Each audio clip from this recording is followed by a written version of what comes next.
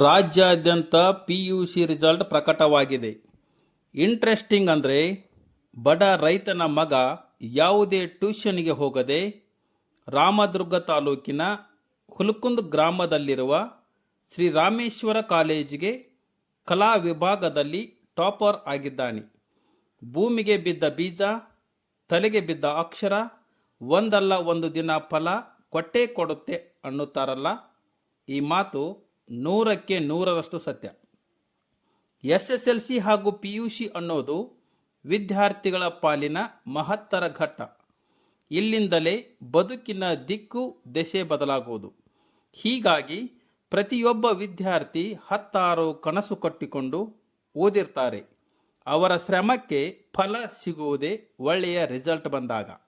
ಅದರಂತೆ ನಂದಗಾವಿ ಕುಟುಂಬದ ಶ್ರೀ ಶೇಖರ್ ಹಾಗೂ ಶ್ರೀಮತಿ ಯಲ್ಲವ್ವ ಈ ದಂಪತಿಗಳ ಸುಪುತ್ರನಾದ ಕುಮಾರ್ ಹನುಮಂತ್ ನಂದಗಾವಿ ಎಂಬ ಬಡ ರೈತನ ಮಗ ಶ್ರೀ ರಾಮೇಶ್ವರ ಕಾಲೇಜಿಗೆ ಟಾಪರ್ ಆಗಿದ್ದಾನೆ. ಮಕ್ಕಳು ಚೆನ್ನಾಗಿ ಓದಬೇಕು, ಒಳ್ಳೆಯ ಅಂಕ ತಗೋಬೇಕು ಅನ್ನೋದು ಪ್ರತಿಯೊಬ್ಬ ತಂದೆ ತಾಯಿಯ ಕನಸು.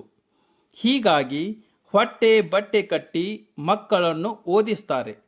ಅದರಂತೆ ರಾಮದುರ್ಗ ತಾಲೂಕಿನ ಹುಲ್ಕುಂದ್ ಗ್ರಾಮದ ನಿವಾಸಿ ಹನುಮಂತನ ತಂದೆ ತಾಯಿ ದೊಡ್ಡ ಕನಸು ಕಟ್ಟಿಕೊಂಡಿದ್ದರು.